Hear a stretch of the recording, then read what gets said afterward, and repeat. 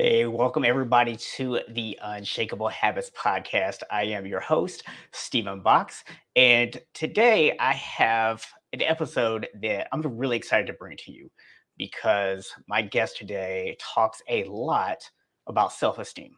And if you've listened to any episodes of the podcast, you know I am really big on mindset and emotional and mental health, and those are two areas that self esteem really has an impact. I really believe that so often we hold ourselves back in life because we don't believe in ourselves. We allow other things to kind of factor into that. So I'm really excited for you to hear what my guest has to say. And I'm going to come back and introduce you to her here in just a second. The right habits put you in control of your health, relationships, mindset, and more. But most people lack the tools to stick with those habits long enough to see results. That is about to change. Welcome to the Unshakable Habits Podcast with your host, habit change specialist and speaker, Stephen Box. Join us each week as experts share their stories, experiences, and insights, and give you the tools to build unshakable habits so you can live life on your terms. It's time to take your habits from unsustainable to unshakable. And welcome back to the show. So as you can see, I am joined today by my guest, Clarissa Burt, who is the author of the Self-Esteem Regime. And a regime. Sorry, That's okay. Totally messing it up already. That's okay. It's all good. See, this is why people have to have self-esteem, because we all make mistakes, right? So I did that totally on purpose to make a point, by the way. There you go. And you picked it up beautifully. You just kept right on sailing through. That's the ticket right there. Yes. So you also are the president and CEO of In the Limelight Media. You've also had a career as a model, an actress. You've just done all kind of stuff. So I have to ask the first question, obviously off the bat, what made you become so passionate about self-esteem? Well, it was one of those kind of things that I think I learned very early on. I knew that I watched my mother, obviously, as most little girls do. And Mom was a beautiful lady. She's beautiful, absolutely gorgeous. But, I never thought she was. And she didn't want her picture taken. Don't take my picture. Don't take my picture. I look horrible in pictures. And she always thought she was overweight, and she wasn't. She was gorgeous. So then my grandmother was of the same ilk. So she was, I've got to lose weight. And she was gorgeous. My grandmother was absolutely beautiful, So I got to lose weight. Esophagus and winds up in the hospital for 6 weeks. And I thought, well, that was kind of silly. I wonder what's going on with that. And as I would go through high school and whatever else, I would see girls that were kind of in, doing things that were not necessarily in, like living. I didn't think they were, in my opinion, they weren't living in their truth. They were living in toxic relationships, or they were drinking a lot or drugging a lot. And I know that those are the years where people are discovering themselves. But I just thought, wow, I don't know. It just didn't feel like living in integrity and in truth. Then I got the really great fortune to work with some of the most beautiful women in the world in the modeling industry.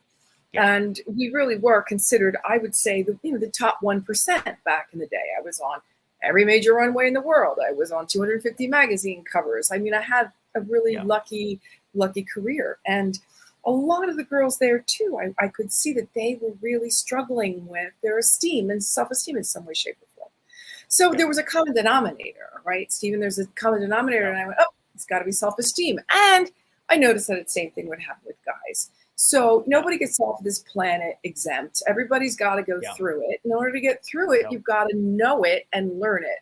We don't necessarily get that kind of, a lot of us didn't get that kind of education at home. Yeah. So the natal tribe we thank them for what they did impart on us, but it may not be our truth. And some of it may not have really helped our self-esteem a whole lot. And then as we go forward, it could be our faith that we may have a few, different questions about, that may not land in truth for us. And we go to educative, we go to our, on with in universities and colleges, and we have peer groups. And so we have to learn how to navigate all of that, all while still trying to figure out who we are. It's all about what you know, who you know, in the sense that who you listen to. When, what are you listening to? Where are you getting your information? How are you compiling that? And how are you making it better serve you? If you were told your entire life that you were nothing, you're going to spend the rest of your life trying to prove that you are something. Yeah. So it's a real, people say, silly, self-esteem. Who cares? Yeah. It's everything you are. It's everything you do. It's everything you think. It's every relationship you have. It's the relationship you have with yourself. It's what you think. It's self-perception. It's so vast and so deep that I really do, especially now when we are all living in such a grand amount of uncertainty, to live in the personal growth aisle at Barnes & Noble, which is where, thank God, I can tell you my book is, and I'm so proud. But, live in places, read. I have voracious appetite. I'm sure you do too, as do your listeners, and that is the voracious appetite to learn. And for me, that means being a better person tomorrow than I am today. Could be the littlest thing, could be something grandiose, but I want to be better tomorrow at something than I was today. Yeah. And, it's funny that you mentioned this idea of, how self-esteem affects pretty much everybody, because I can literally sit here and think back on interviews that I've done. And I think this is our 28th, 29th episode, something like that in total. And every single one of those episodes, as we're going back through people's stories, there's a part of their life where someone told them something that made them doubt themselves, or maybe they had certain expectations put on them that they didn't feel they could live up to. And it always circled back to their self-esteem that later put them into a little box and made them incapable of being themselves and fully realizing their potential. Tools. They didn't have the tools at the time. They didn't have the tools and the resources. All they knew is what they were being told, or all they knew is that the expectations upon them were put so high that they were destined to fail, because they didn't have the tools to say, hey, Dad, guess what? Or, hey, Mom, hold on a sec. It's not what you know when you're 8 or 9 or 10. Now, maybe today a little bit more than in my day, but it's one of those kinds of things that you take in what the environment is offering, what it's teaching, what it's expecting of you. And so that's where it all starts, is where you start to think you are not good enough. And when you take an I'm not good enough message in your head, in your heart, and in your soul out into the world, it doesn't reflect back well. You're not going to get good things or great things back when you're thinking that way about yourself. So this is why books like mine, and again, mine is called also, it's a regime for a reason. Regime means an organized way of doing things. And this is an action plan. There's a whole plan in here for becoming the confident person you were meant to be before everything else kind of, seeped in and took over. One of the other things that I love to say, Stephen, is that you'll hear someone say, you are enough, we are enough, everybody's enough, and I'm enough. Well, if you look up enough, it means only as much as is required. Look up enough. Only as much as is required. Now, Stephen, I don't know about you, I know about me, but I will tell you, I know that I am so much more than enough. And I've worked very hard at it, but I'm so much more than enough. I'm sure you are so much more than enough, as much as is required. Well, required by whom? Number one, and how can you quantify or qualify required? Right. You can't. So, we're all on this planet, this rock together, and everybody's got their own path that they have to follow. And we're all at different places, different levels, different degree. It's all different. No two people are going to have the same self-esteem path. It just doesn't work that way. Yeah. So as life, as I say, life ebbs and flows, and it will trigger us, and something's going to happen inevitably. Yeah. That's life, right? If Yep. you have what I call stand strong in your stead, because your self-esteem tools are so honed and so sharp, Yeah.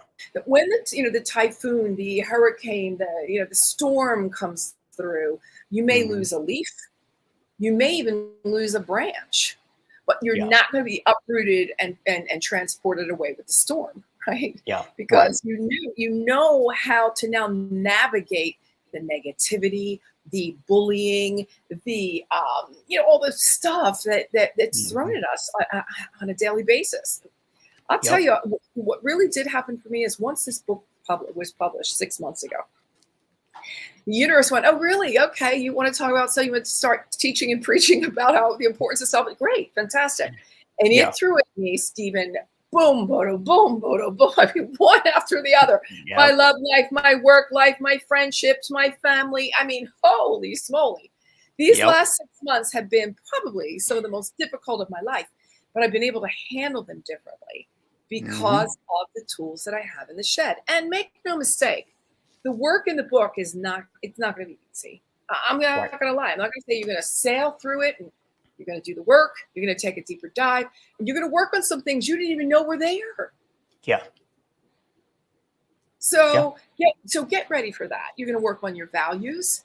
If I say to you, Stephen, what are your top 3 values? Would you know how to wrinkle them off right away? You might have to think about them. And I asked you to write 8. Give me your 8 top values. Okay, that's one. How about your boundaries? Oh, everybody thinks that creating a boundary means you got to get upset, you got to get angry, and you got to yell at people. No. Boundaries are all, I beg you to create your boundaries with ease, joy, and glory. Make it really simple. Teach people how you want to be treated. Show people how you want to be treated. And if it hurts, it isn't love. Yeah. I'm not saying, you'll have a little tiff or whatever. Yeah, that. But if it hurts, if something is toxic, like something is making you feel less than your highest potential, your fullest self, walk. And don't walk, run quickly. Yeah. Yes. I love so much what you just pointed out there, because there's a lot of different things we could look at with that.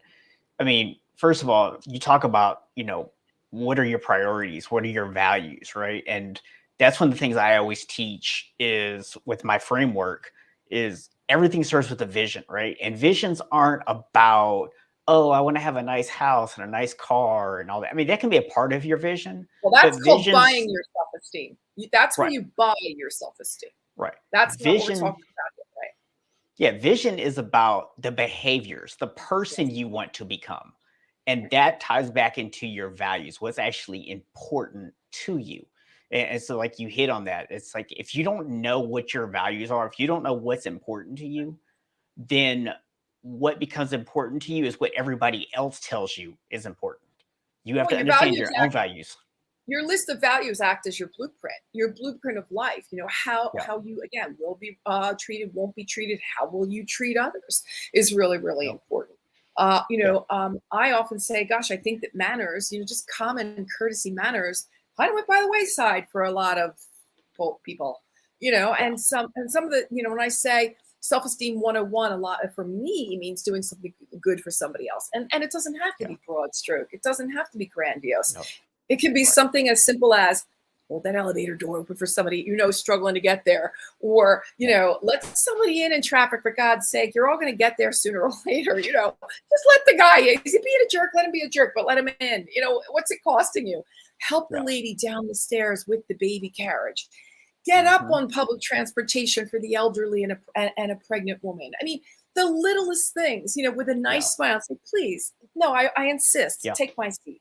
Is just a self-esteem 101, felt good about myself, did the right thing, because what was the right thing to do, Stephen, right? And they feel really good about it too. It's like, wow, I mean, there really is some good out here in the world. I want to be the good out there in the world. That's what, and I don't always hit the mark. I mean, look, I'm human, and Stuff can affect me differently as well. I mean, I'm not perfect, but I Right. really do want, and I catch myself. That's another thing. Catch yourself, sort of like catch yourself, and you can fix anything, and don't be afraid to say I'm sorry if you've hurt somebody. Don't be, there's no shame in an apology. No Nope. shame at all in an apology. Here's Nah. another one I love. I love this, Stephen, and then I swear I'll let you talk, but I get really passionate about this. And I don't know if you can tell or not, but don't betray your conscience. Yeah. Who are you when no one else is in the room? Yeah. How are you when no one else is in the room? Yep. Are you up? Are you down? Are you depressed? Are you anxious? Are you where is it that because I mean, the pit of your stomach's always going to tell you how you are. It's your emotions are a really great indicator, a measure, if you will, of how we are and how you doing. Everybody's great. I'm doing great. I'm fabulous. Are you really? Yeah. I'm not saying you have to say, oh, I'm depressed and I'm so anxious. That's not what I'm getting at. But Right. you know who you are when no one else is in the room and what you've got to work on. Yeah. Yeah. And I think, and again, it goes back to those concepts you talked about, right? It goes back to understanding your values, your priorities. It goes back to setting boundaries, because boundaries, as you were kind of pointing out there, is not actually about getting angry and all that stuff. Setting boundaries is so that you don't have to get angry, so that you don't have to raise your voice, so you don't have to act a fool, right? That's the whole point of setting boundaries, is it teaches other people how to respect you. And then you talk about a concept like love. And a lot of people think like, oh, love hurts and, relationship. No, that's not what love is. No one's saying that love is going to always be perfect and there's not going to be bad times, but love should be lifting you up, not tearing you down. Yes, that is absolutely right. And that is absolutely right.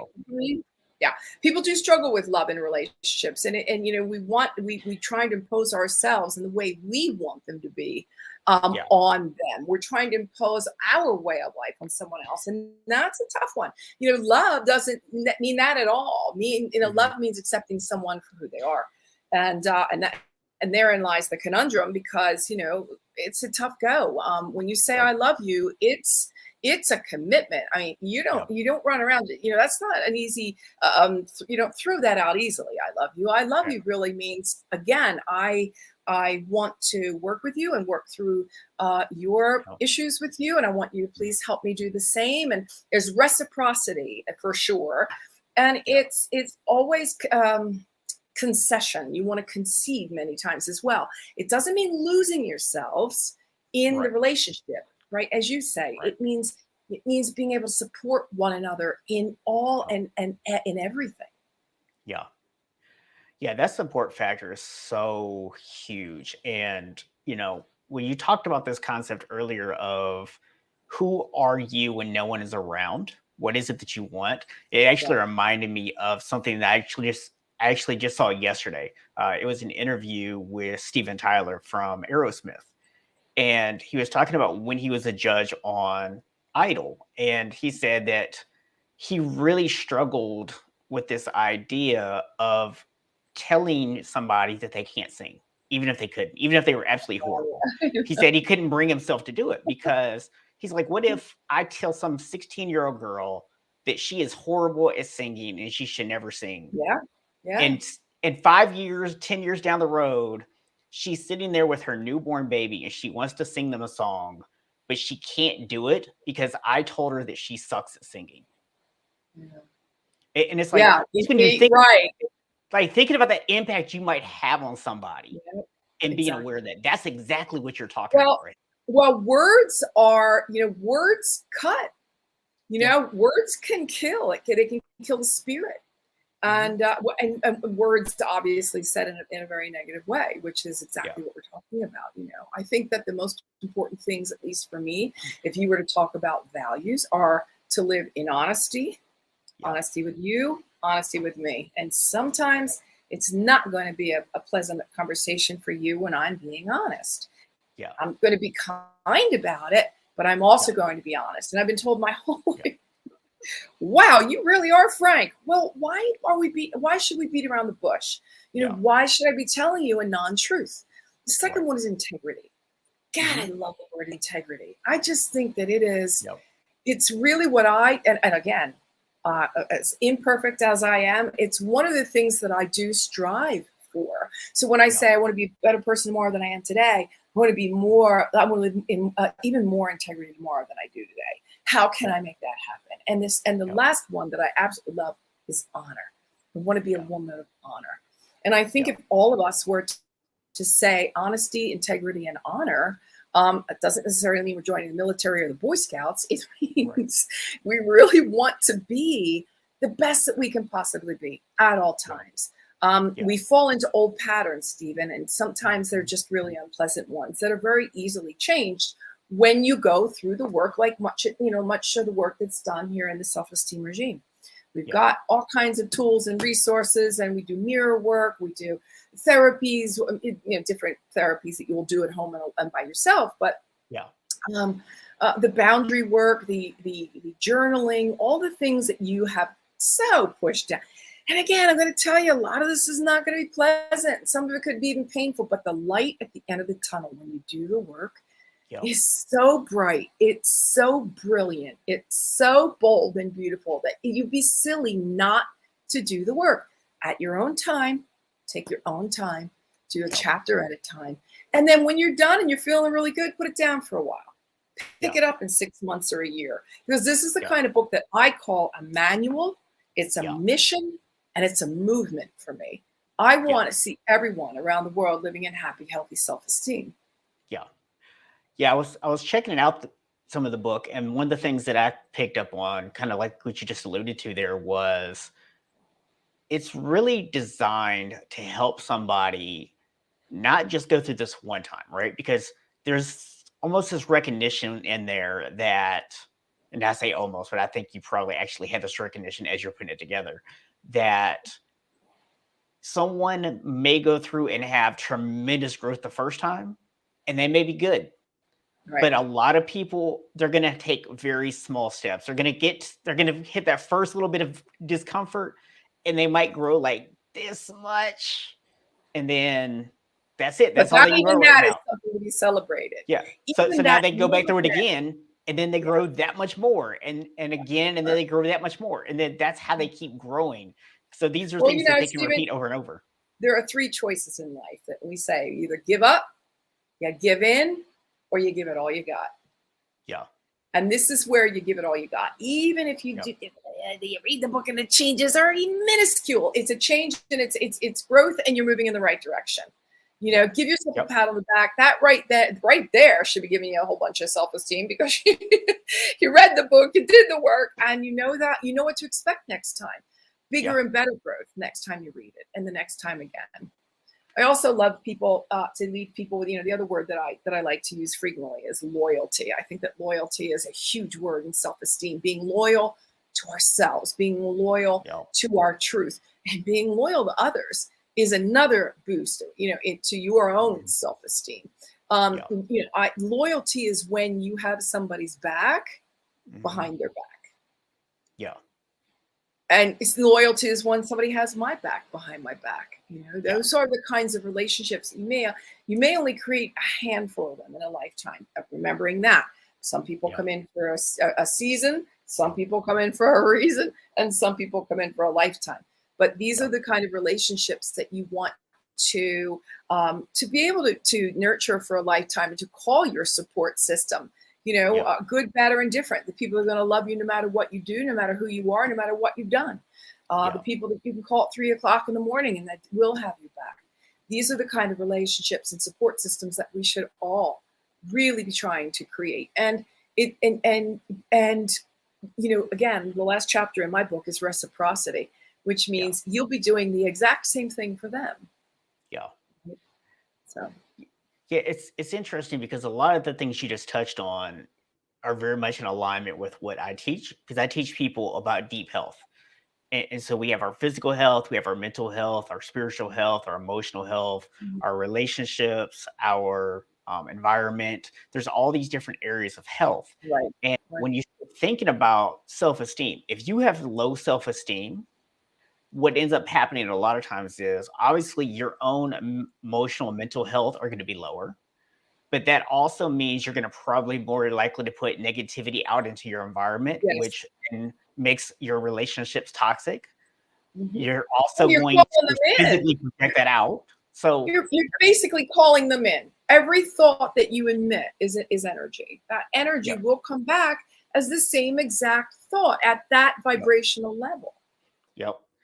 People So always talk by about fear. Go ahead. now, I was just going to say, so by just taking those Mhm. same thoughts and reversing them and starting to work through things like what you have in the book to improve your self-esteem, it's not just going to improve your self-esteem. It's literally going to improve every aspect of your life. Yeah. It's going to Yeah. radiate. Yeah. Yes, I absolutely do. And here's the other one. People say, "Oh, but what if what if I get it wrong? What if I don't do it right? What if I Yeah. fail? What if?" Well, here's an acronym that I love. I'll throw this one out too. FAIL is first attempt in learning. Yeah. It's your first attempt in learning. Oh, please continue to fail, because every time you do, you're that much closer to success. And Yeah. I often say, the first car that came off the assembly line wasn't a perfect car. The first light Yeah. bulb that was, created wasn't an imperfect light bulb. Yeah. You're different, the growth, Mhm. it's for different iterations as as Einstein or Tesla, whomever you want to vote for there. Yeah. And Ford moved forward within their industries. Yeah. I mean, look at the Ford today as opposed to 100 years ago. It's a whole different Yeah. thing. So Yeah. that's what I'm saying too, is, just don't worry about failing. Just, you're going to do it. We all do it. Yeah. You're not alone. You're not in the failure club. We're all in it. Yep. So, and you don't even have to pay dues really to get in there. You just have to pay some dues to get out. And it's what you are due to learn, right? Yeah. So there you go. Yeah. And the thing about that is, I think so often our fear of failure is really about more external fear, right? It's, oh, what are they going to They're gonna say? think, right? Or what are they Yeah, going to think about me? Or, yeah, people are going to laugh at me or whatever. And it's like, who are these people and who cares? yeah, exactly. Who are the people who cares? And that's probably like self-esteem 102. Don't Yeah. worry about what everybody else is thinking. It's none of your business what other people think of you. Yeah. Absolutely none. Yeah. Doesn't matter what they think. Doesn't matter if you fit in. A lot of the popular kids in school today are not necessarily you're the kick-ass go-getters. Once they get out of school, not all of them. Yeah. Doesn't Yeah. matter. It's not even that important.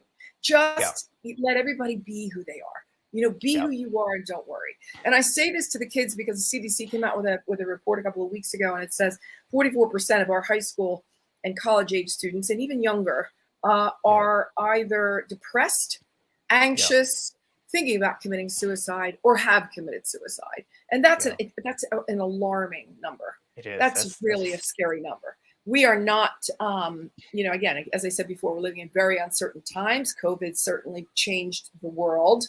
And there's a lot of uncertainty and instability. And that's why I say get into the personal help section, read, get on, do documentaries. I get on to, there are a million of these, YouTube, motivational, inspirational, just hashtag anything. And a plethora of information is going to come up that's going to help everything look and feel brighter. Don't believe everything you're seeing. Don't believe everything you're hearing. Turn off the news. Get away from your devices. Get out into the good old sunshine. Take a dog for a walk. I don't know. Go swimming. Go to the park. Go do something else. Go start a campfire and toast marshmallows. Get back into nature. Get away from the devices. You promise you can get away from your devices if you really want to, and you should.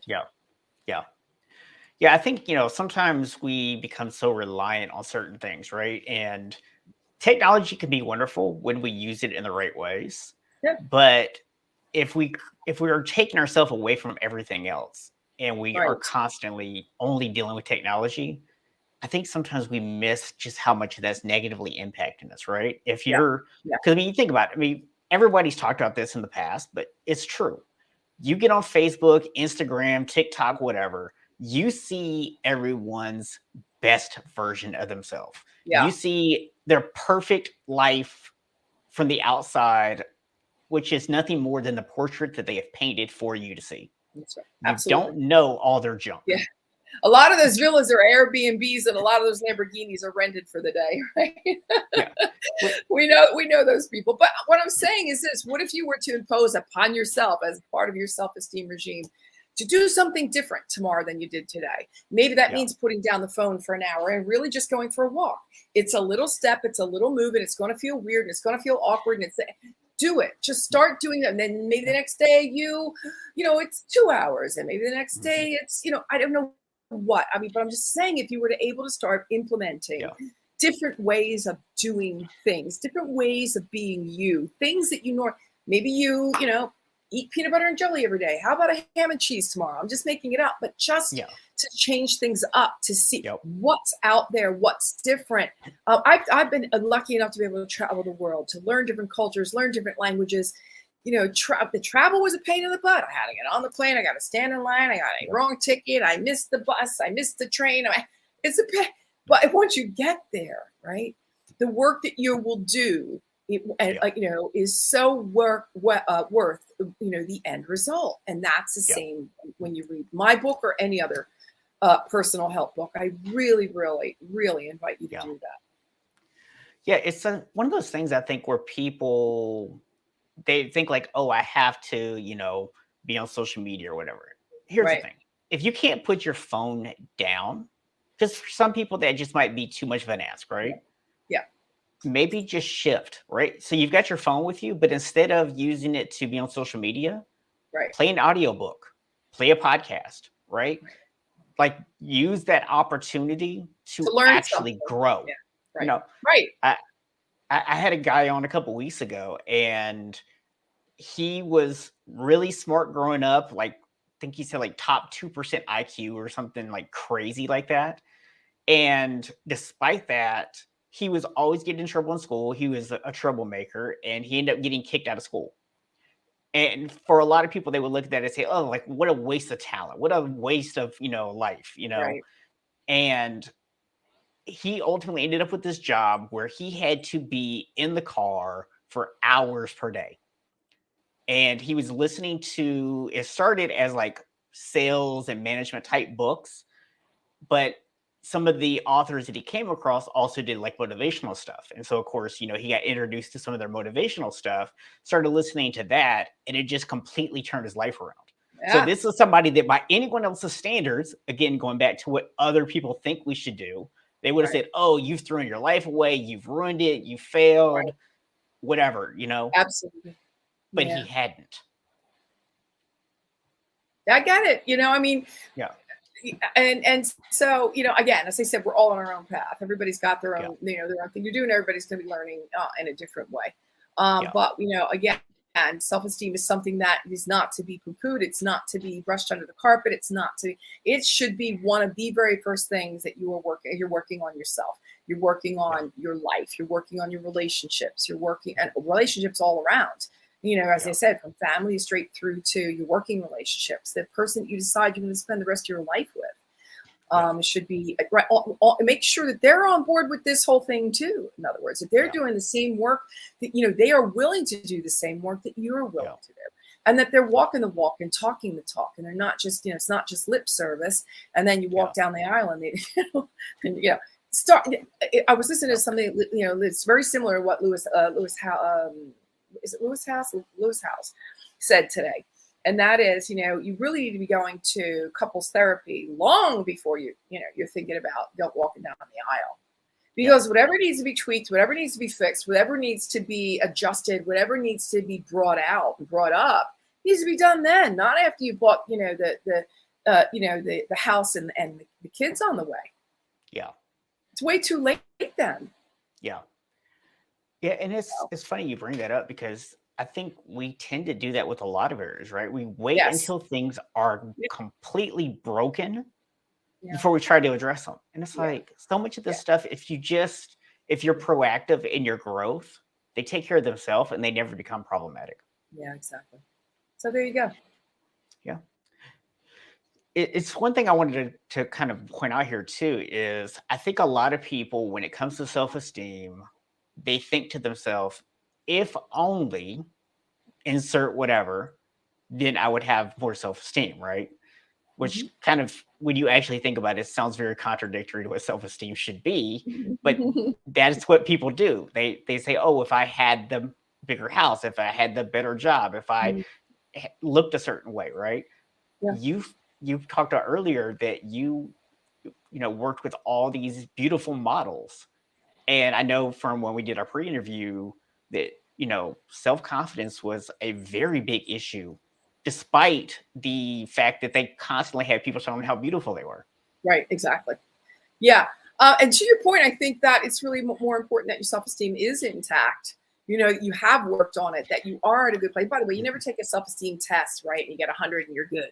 Right. It's not like that kind of thing. Life is life, right? So, and as I said before, it's going to throw some things at you that are going to destabilize you. Again, I just had a really tough last 6, 7, 8 months, but I got through every one of them, and I took really good care of myself while I was allowing myself to take the time to grieve through the pain, to get angry, to process all of the different emotions that are going to come up, because we're humans, we're having emotions, and we've got to learn how to process this stuff that's going to come up.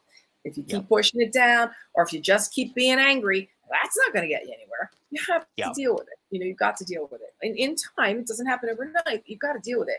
You don't again, it doesn't get swept under a carpet, and you don't work on it at all. So you absolutely have to put the cart before the horse.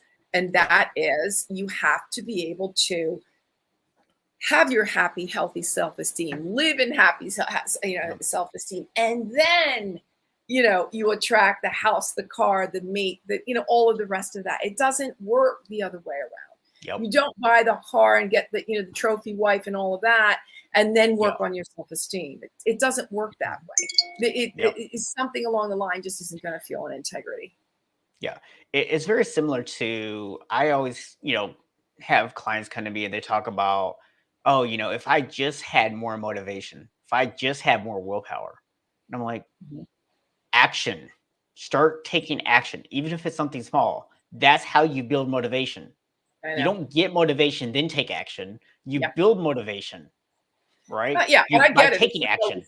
I get it. It's not always easy, and I'm known to procrastinate as well. But when I'm so gassed up now about what's happening in my life, where I'm going, and more than anything, I think is how I'm serving, which is a really cool place to be.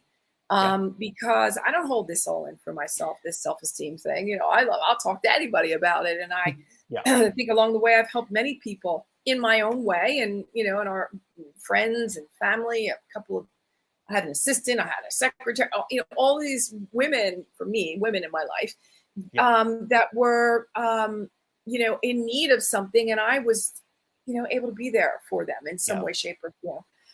The idea that I also, I collaborate with, domesticshelters.org when I can, and that helps, abused women and children. So your why, and the why is I don't want women living in this kind of pain.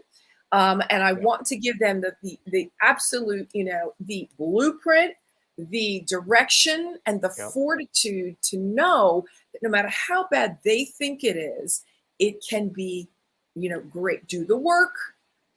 It can be life can be an amazing place to be. You're just where you are because that's all you know right now. But once I give you the tools, or anyone else gives you the tools to be able to get yourself out of there, know that there's a way that you can support yourself and the children and maybe the dog and the cat, whatever, that is. I just love giving women the sense of sisterhood that I've created, especially with my mastermind, and the blueprint to you can absolutely do anything. Now, look, I can't do anything, Stephen. NASA's not gonna call me tomorrow and fly me to the moon in 6 months. It's not gonna happen. probably I Right. have to go through really rigorous training, and I'd have to. I wouldn't want to anyway. But I'm just saying, Yeah. I mean, you can do almost anything. I say I can do it. You do anything. Well, okay, well, Yeah. yes, you can. But what do you want to? What do you want to do? What's the most important Yeah. thing for you? Yeah. It's very interesting to me because I always hear people talk about goal setting and they always reference SMART goals, which I will tell you, I actually hate the SMART acronym. I absolutely hate it because one of the things that everybody always talks about is, oh, you have to set realistic goals. Well, here's a newsflash. Most of us do not suffer from being too over the top with our goal setting, right? We're not Right, we're not going out there and setting big audacious goals that are just too right. unrealistic. If Yeah. anything, most of us are actually shrinking ourselves. And Yes. then we use that as an excuse. And we Yep. use that things like the SMART goals to go, well, I'm just trying to be realistic. But Right. the reality is we're not even coming close to our potential, let alone risking Well, exceeding it. that sounds like they went down the fear path. Yeah. They went down the fear path. And again, it And goes that back to is, what we talked don't about know if earlier, I, right? that's the self-talk. See, those are what I call the daily demons. Don't know if I can. Who do I think I am? I'm going to get laughed at. I could never. When I was a kid, I was like, I could never be a model. I could never be a model. I'm not this enough. I'm not that enough. I'm not that and the other thing enough. Yeah. And then I tried it. And guess what? I mean, you never know until you try. And if you fail, it was your first attempt in learning. Yeah. You So I'm know? curious because you said that, your mom, had this kind of belief system. Her Yep. mom had the same belief Yep. system. So what was it for you that helped you to break the cycle? It's a really great question. What was it for me that helped me break the cycle? I think it was just the burning desire. Oh my gosh. I mean, I wanted it more than life itself. I wanted to be a model. I wanted to live in New York City. I was living in New Jersey at the time, so not too far away. But I Yeah. did what it took, Stephen. I took a job as a young girl. I Yeah. was 19 years old. I took a job as an administrative assistant. And I was still living in Jersey. I got up every morning Yeah. at 5 o'clock. I did my hair, my makeup. I got on I got down to the train, got on the train, took me into the path, which was, the World Trade Center at the time. So got off the path, got on the train, took me up to 34th Street. Then I had to run down to 22nd Street. 23rd Street. I did that every day for a year, going and coming Yeah. back. I no sooner got back to Jersey, I fell into bed and I got up the next morning and did it all over again. Because nothing had for me a calling like that city did. And then, Yeah. of course, for me, I just wanted a model. I don't know why. I don't know where. I was Mary Poppins in the kindergarten play. I love stages. I love microphones. And that's just how I was born. So the next thing you know, I said, okay, model. I wanted to model. I was tall and skinny and that's just what I wanted to do. And I put everything in place. And again, here I'm going into probably the one of the industries where you get rejected the most. Yeah. There's no business like being a model or an actress where you will get the rejection that we get. Yeah. So right away had to learn that it wasn't about me. It wasn't about me being too. And you're always too something. You were too tall. You were too short. You were too fat. You were too thin. You were too blonde. You were too dark. You were too. And and what it was really is that you just were not what they were looking for at the time. Should they even have known at the time what they were looking for? Because sometimes they don't even know. Yeah. So when you realize that, then you don't. You learn not to take things personally. End of story. So I think that answer to your question, it was the burning desire to be what I wanted to be when I knew at 5 years old that as I was watching the movies on Saturday morning, which had Rita Hayworth and Ava Gardner, some of the most beautiful women in the world, I wanted to be them. Yeah. And funnily enough, I have a picture. They did a super of me years ago, but a superimposed picture of me next to Ava Gardner.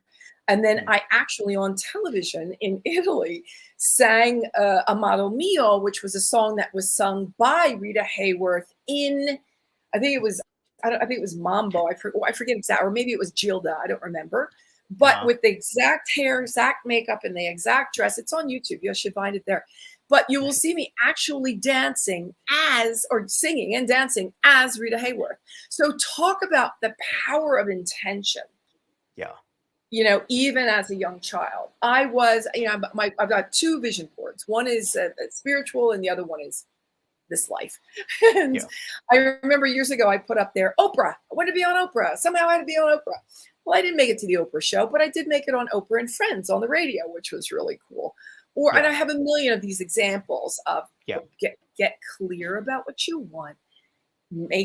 Get these kind of books, know that you can, and then just do the work, do the manifesting, do the vision boards. There are also video vision boards. What's the name of the company that friends of mine, I can't remember it off the top of my head. Mindmovies.com. And you can create your own vision board with your own words and your own pictures. And you watch your life unfold in front of your eyes. And the next thing you know, boom. Now, I'm not going to say 100% of everything you try to manifest or you want to manifest, but just do the work. Get off your tushy and do it. Life doesn't, life tomorrow's not guaranteed, Stephen. Do it. Just get off your butt and do it. Yeah, I think when you look at self-esteem, one thing that I see a lot of people kind of make a mistake on is they tie everything, all their value, everything to the outcome. And you don't have much control over it, right? It's like you can't ultimately force an outcome. But what you can do is you can completely decide your behaviors and your attitude and the steps that you're going to take along the way. Right. Yeah. So it's all doable. I think the message for the show today is, it definitely is doable. If you're holding yourself back, I'm sorry, but that's on you. Let's get yourself out of that mindset. You hear about mindset all the time. You can and you should and you will change when you want to, when you're ready. And I would say get ready, do it, because, time is a ticking. And life is a phenomenal place to be when you're in the right place with your mindset. So before we get ready to wrap up, tell me a little bit about the book. So for anybody out there that's thinking should I get the book? How's this actually going to help them? It's in Barnes and Noble. Go to the Barnes and Noble store. It's in there. Or you can go to Amazon. You can find it there. It's also on Kindle and Audible. So you can listen to me for 4 hours or whatever it takes. Took me a week to do that audio, but up in Las Vegas, I had to go all the way up to Las Vegas from here in Phoenix to go to the studio, and I was there a week. It was so much fun. But there's no reason you can find the book everywhere, and there's so many great books as well. I mean, don't read just mine. Read mine, but read many others as well. Just do the work. And Think and Grow Rich. You said it. I mean, that book is probably the most sold book after the Bible. It's the most sold book, and it's translated into every major, all the languages in the world. Yeah. Reading is such a huge thing. I mean, I know for me, so much of what I learned actually came from the E-Myth, because I learned so much about systems and things in that book that I've been able to apply. And I started to understand that most things that we do in life are processes. They're just systems. All you have to do, and this goes back to what you were saying about the whole failure thing, is you try stuff. If it fails, you just learned. Okay, that didn't work. Go back to the drawing board. And you keep tweaking your system until you get it to work. And then now the tweaks become smaller, right? They're just little small increments after that. But once you have a system perfected, all you have to do is just keep applying it. And it works. Absolutely. And that's what I kind of liked about your book. Stephen. Thank you. That's what I liked about your book too, because I mean, your book is basically a system, right? It's somebody walks through, they do the exercises. It doesn't matter if they have a little bit of growth or a lot of growth the first time through. Sure. They can come back through, they can repeat the system, and they're going to grow more. And they can just keep repeating it over and over and over again. Right. And if they get to the point that the book's not helping them grow, they can go join your mastermind. You got that right too. Yeah. So if there was one book outside of yours, obviously, because we wanted to read that. I always say Think and Grow Rich. I go right to Think and Grow Rich. Absolutely. The unconscious mind. Or subconscious. The subconscious. Subconscious mind. Thank you. Yeah, or maybe some of us are unconscious sometimes, but we should. They're a little unconscious, but the subconscious mind. Thanks for that. Yeah. I love that book as well. All these kinds of books. I mean, they're all Yeah. uplifting. They all and they all help. They are of grand help. They are the number one support system, I would say, are these books. And then you create your own with people. It's just it's a win-win situation. Yeah. Could you maybe give us an example, something from your book? Because I know you have several exercises in there. Yeah. One exercise, can you just kind of walk us through an example of what it might look like for somebody? Right. I love the affirmations. Okay, so the book is created with all kind. Every chapter has a case study. Every chapter starts with a word. So the first chapter is release, for example. We all know that there are things we've learned. We have to unlearn. We have to release, especially a lot of the things that were taught to us by the native tribe. Right. So releasing is a big one. We have in here. We have the Clarissa's Corner. We have the Clarion Call. There are affirmations and all kinds of reviews and homework and all kinds of things. But here's an affirmation that I absolutely love. It's called, I will become my best self. I will become the person I was always meant to be. I will not settle for less than I deserve. Now think about that. If you really, if you implement, I will not settle for anything less than what I deserve. Just that in and of itself is so powerful. Yeah. But we have to get you to a point where you believe you deserve only the best, and that you will not settle for second best, and that you will not settle for a toxic relationship, and that you will not settle for someone that lies to you. You will not settle for someone that cheats on you. You will not settle for someone stealing from you. I mean, these are the kinds of places you need to be. It's not okay to be treated that way. Again, you teach everyone. So here we go. I know that I deserve only the best for myself. And if you say that, keep saying that. I know, say that 100 times a day. See what happens. Right. I am not what others think of me. I love that because I've heard that my whole life. Ah, she's such a pain in the butt. Ah, she's so difficult. Ah, she's so no. I create my boundaries. I'm pleasant. I'm thankful, I'm grateful, I smile, I'm kind. But when you cross the boundary, I'm not going to chop your head off, but I'm going to probably be a little firmer in the way I say things if I've had to say it a couple of different times. Like, could you stop, I don't know, stepping all over my feet? I don't know, whatever. If you keep treading on my feet, I'm probably going to say, damn, that hurts. Stop doing that for the 100th time. I was created for greatness and to inspire others. See, again, when we take the focus off of ourselves a lot of times and put it onto others, not all the time, of course, but a good 50-50, it kind of feels good to be living in that place. Geez, what can I do for somebody else? I'm going to make them feel better. Please, ma'am, go ahead. I have a full cart. You only have a few things. Please, I insist. I did that the other day to somebody and they looked at me like, really? But they really meant like, are you kidding me? Yeah, no, like, right ahead. I'm happy to do. They're looking around for the crank camera. They're like, where? Yeah. I'm excited about who I'm becoming as I map out my future. It is okay to say yes to getting up, moving on, and never looking back. Get up, move on, and never look back. Just go. Because you're not going to change it. If you beat your head up against the wall a million times and the relationship didn't change and he didn't change or she didn't change or it didn't change and you knew it was unhealthy, move on. And then the last in the series is I will do whatever is necessary to complete my reinvention and conquer the world. Reinvention. There's another word. I just think that this book, I mean, if you were to read that affirmation and then go to sleep and then lay the book down and close your eyes and off you go, that's what you've got, running around your brain all night long. These are the and the greatest part of all of that is when you can find them also subliminally. It's magic. It's magic when you're listening to these things as you're in the theta or delta or whatever. It really will help to change the trajectory. It changes all these subconscious thoughts. Because so much of what holds us back, we think it's external things, but it's in here. It's that mental block that really keeps us stuck a lot of times. Absolutely.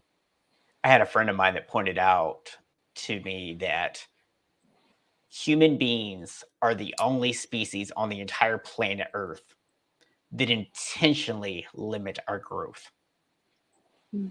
Trees don't stop growing. They don't stop getting taller. Right. Lions don't slowly chase their prey one day, right? They Yeah. full out every time. I Humans hear are you. the only species that intentionally limits ourselves. Exactly. The only one. I know. Well, there you go. I hope that your listeners have gotten something out of this today, and that they're inspired to, get up, move on, and never look back, or to actually, make that dream happen. Get really clear about what it is, and know that they can. Everybody's, has the right to. It's a God-given right to be able to live your dreams. Let's do. I mean, we're lucky enough to live in countries where, in a country. Let's not get into politics. I don't care, but yeah. Let's not do that. But we're really lucky enough to live in a country that, we do live free. Let's just leave it at that for the moment. That's what the United States has been based on for the last 200 and some years. So a lot of countries do not have that luxury. So let's make the best of it. We're lucky enough to be living here, and let's make the best of it. And many other countries, not just ours, but you and I happen to live here. So we live in a free country, and that's a great place to be. Yeah, it's one thing that you bring up with that, and I think is really kind of a great maybe tie up for point for people here is we so often worry about external things in two ways, right? Number one is we worry about what people are going to think about us, which we've already covered, but a lot of us also spend a lot of energy worrying about what other people are doing. And right now we see this with politics all the time, right? Regardless of what side of the political fence somebody sits on, it's, oh, the other side's idiots and da da da da. It's like, but what about you? What are you doing to grow yourself? What are you doing to focus on you? Stop worrying about everybody else. Focus on you. Focus on your impact in the world. That's what matters. Because you can't make other people do anything. I would say you're absolutely right. So go out and knock it out of the ballpark today. Why don't you do that? Yeah. And then get back to Stephen and I, because we want to know. Yeah, come back, comment, let us know. To Stephen and me. Get back to Stephen and me, because we want to know. So there you go. Absolutely. Good talking to you tonight. So I will include in the show notes a link to your book on Amazon. That way everyone will have a direct link to it. But if you could let everyone know any other ways that they can get connected with you. All social media except Snapchat. Just Clarissa Burt. You find me anywhere. All right. Awesome. Well, I appreciate you coming on today, Clarissa. I really do think that you added a lot of value today. You really brought a lot of different things for people to kind of think about, and maybe even too much, right? We maybe gave people too much today. They might need to listen to this episode 3, 4, 5 times. That's okay. That's motivate. That's okay. Yeah. Let's keep them motivated. Let's keep them inspired and motivated. So put this on your phone when you go on that walk. Put your headphones in. Just listen to this on repeat a couple times. Make sure you get all those wonderful gems that got dropped today. And we will see everybody back next week. This is Stephen Box reminding you that none of us are born unshakable, but we all can choose to become unshakable.